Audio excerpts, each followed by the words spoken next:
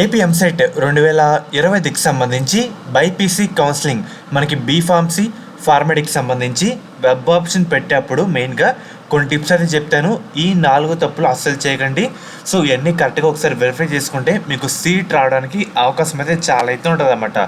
దీంట్లో first one, చాలామంది విద్యార్థులు మేజర్గా తప్పు చేసేది ఏంటంటే వీళ్ళకి వచ్చిన ర్యాంక్ దాదాపుగా ఒక 40,000 లేదంటే 30,000 అలా ర్యాంక్ అయితే వచ్చి ఉంటుంది.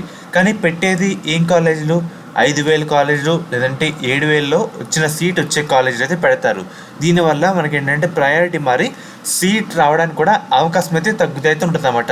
ఇక్కడ మీరు గమనించుకోవాల్సింది ఏంటంటే మీ ర్యాంక్ మ్యాచ్ అయ్యే కాలేజ్ అయితే వెతికి ఒకసారి పెట్టుకోండి. దీనికి సంబంధించి నేను మీకు ఈ వీడియోలో 2023-24కి సంబంధించి కట్ ఆఫ్ పీడిఎఫ్ కూడా ఒకసారి అయితే డిస్ప్లే చేస్తాను. మన టెలిగ్రామ్ ఛానల్ వంశీ బయాలజీ దాంట్లో కూడా మీకు అయితే అప్లోడ్ అయితే చేయడం జరుగుతుంది. మెయిన్గా ఇది 2023కి సంబంధించి బైపీసీ కట్ ఆఫ్ పీడిఎఫ్ అనమాట. అండ్ అలాగే ఇది లాస్ట్ ఇయర్ సంబంధించి పీడిఎఫ్.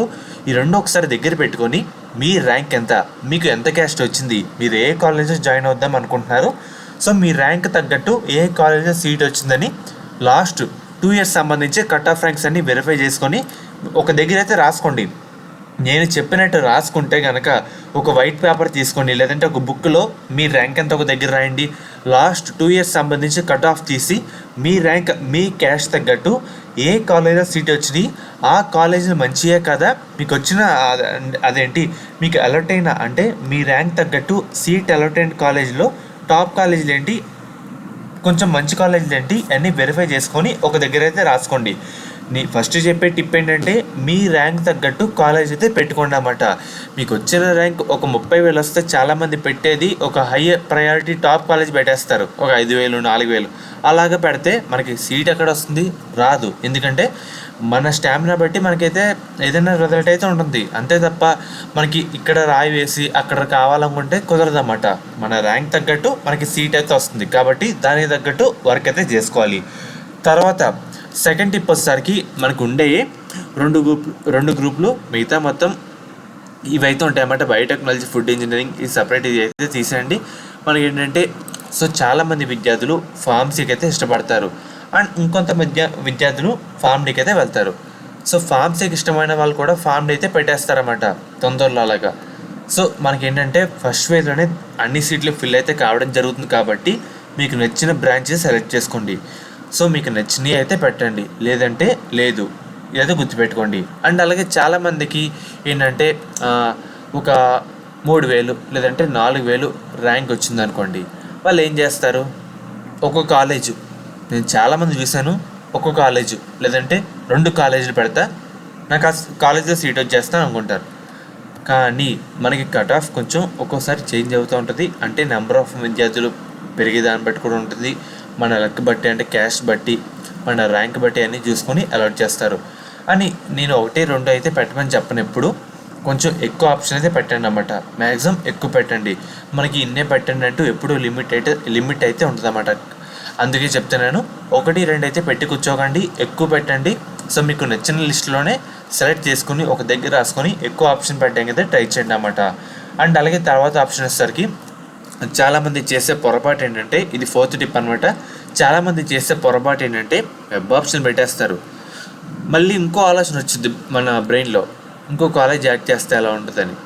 ఇక్కడ ఒక పర్సన్ వెబ్ ఆప్షను సేవ్ చేయబోయి ఫ్రీజ్ చేస్తారు, ఫ్రీజ్ చేస్తే మళ్ళీ మార్చుకునేందుకు అవకాశం అయితే ఉండదన్నమాట. సో అంత ఆలోచన వచ్చి వేస్టే కదా. సో మీరు వెబ్ ఆప్షన్ పెట్టినప్పుడు కూడా సేవ్ అయితే సెలెక్ట్ చేయండి. మళ్ళీ నేను చెప్పినట్టు మీ బ్రెయిన్లో ఆ కాలేజ్ యాడ్ చేస్తే ఎలా ఉంటుంది, లేదంటే ఈ కాలేజ్ అనవసరంగా పెట్టాను అది తీస్తే ఎలా ఉంటుందని మనకి రకరకాల ఆలోచనలు అయితే వస్తూ ఉంటాయి వాళ్ళు ఇచ్చిన డేట్లోపు. మళ్ళీ మనం చేంజ్ చేసుకోవాలనుకుంటే ఎవరైతే సేవ్ చేస్తారో వాళ్ళు ఎప్పుడైనా చేంజ్ చేసుకోవచ్చు. ఎవరైతే ఫ్రీజ్ చేస్తారో వెబ్ ఆప్షన్లో వాళ్ళు చేంజ్ చేసుకోవడానికి అయితే అవదన్నమాట, అందుకు చెప్తున్నాను. అండ్ అలాగే మీకు లిమిట్ అంటూ లేదన్నమాట, ఎన్నో ఆప్షన్ అయినా మీరు వెబ్ ఆప్షన్లో పెట్టుకోవచ్చు. సో అన్నీ వెరిఫై చేసుకోండి. అండ్ అలాగే మనకి ఇన్స్టిట్యూట్ ప్రొఫైల్లో మెయిన్గా కాలేజ్ కోడ్ ఒకసారి వెరిఫై చేసుకోండి. కాలేజ్ కోడ్ కూడా మనకి చాలా ఇంపార్టెంట్ అన్నమాట. మనకి వెబ్ ఆప్షన్ నేమ్లో చాలా కీ రోల్ అయితే ప్లే చేస్తుంది. ఒక వైట్ పేపర్లో మీరు ఏ కాలేజీ పెడదాం అనుకుంటున్నారో దాని పక్కన కూడా కాలేజ్ కోడ్ అయితే రాసుకోండి. అండ్ అలాగే కో ఎడ్యుకేషను హాస్టల్ ఉందా లేదా అండ్ అలాగే కోర్స్ ఫీజు అంతా ఎన్ని సీట్లు ఉన్నాయి ఎన్ని వెరిఫై చేసుకొని క్యాల్కులేట్ అయితే చేసుకోండి అన్నమాట. మీ ర్యాంక్ తగ్గట్టే కాలేజ్ లిస్ట్ అయితే రెడీ అయితే చేసుకోండి. మీకైతే అర్థమవుతుంది కదా, మనకి మీ ర్యాంక్ తగ్గట్టే మీకు ఒక 25,000 ర్యాంక్ వచ్చినట్టయితే దానికి సంబంధించి కాలేజ్ లిస్ట్ అయితే రెడీ పెట్టుకొని పక్కన మీరు వెబ్ ఆప్షన్ పెట్టుకుంటే కనుక మీకు సీట్ వచ్చే అవకాశం అయితే ఉండదన్నమాట. ఒకసారి మీకైతే చూపిస్తాను. ఇక్కడ చూస్తారు కదా,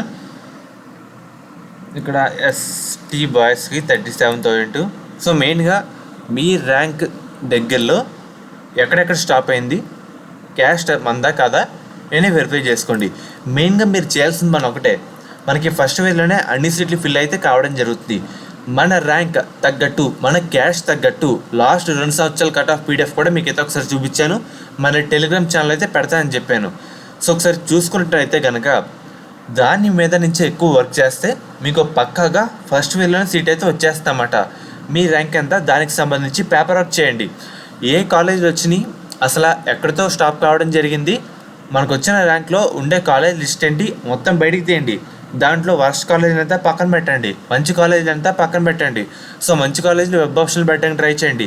ఆ మంచి కాలేజీలోని ఇన్స్టిట్యూట్ ప్రొఫైల్లో హాస్టల్ అందుబాటులో ఉందా లేదా అండ్ అలాగే ఫీజు అంతా ఎన్ని సీట్లు ఉన్నాయి ఈ సంవత్సరం. ఇక్కడ చూస్తారు కదా, అగ్రికల్చర్ ఇంజనీరింగ్ ఇదైతే ఉందన్నమాట ఈ కాలేజ్లో.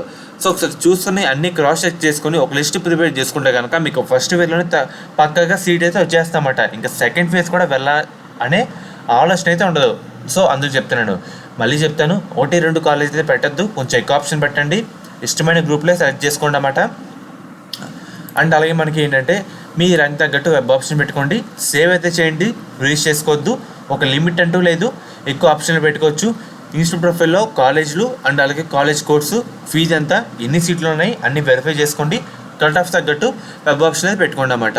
అండ్ అలాగే మెయిన్గా శాస్త్ర కాలేజ్ అన్నమాట. ఈ కాలేజ్ కూడా మనకి నెల్లూరులో అయితే ఉంది. వీళ్ళు ప్రొవైడ్ చేసే కోర్సుల విషయానికి వస్తే కనుక మనకి బీఫార్మసీ, ఫార్మడీ మనకి గవర్నమెంట్ అందించే 38,000 ఫీజు రిమెంబర్స్మెంట్ కాకుండా 20,000 కట్టి మనం ఈ కాలేజ్లో జాయిన్ అయితే అవ్వచ్చు. మనకి మెయిన్గా మేనేజ్మెంట్ సీట్స్ కూడా అందుబాటులో అయితే ఉన్నాయన్నమాట. ఈ కాలేజీలో మనకి ముఖ్యంగా అమ్మాయిలకు సంబంధించి స్పెషల్గా సేఫ్టీ పర్పస్ కోసం Sastra college of pharmaceutical science for women అనే సపరేట్ కాలేజ్ అయితే ఉందన్నమాట. కాలేజ్ కోడ్ విషయానికి వస్తే SPSW. అండ్ అలాగే మనకి కో ఎడ్యుకేషన్ కూడా ఉంది. కాలేజ్ కోడ్ విషయానికి వస్తే SCON SPSC. మీకు ఎటువంటి డౌట్ అయినా స్క్రీన్ మీద కనిపిస్తున్న నెంబర్కి ఒకసారి కాంటాక్ట్ అయితే అవ్వండి, వాళ్ళు మిమ్మల్ని గైడ్ చేస్తారు ఈ కాలేజ్ సంబంధించి.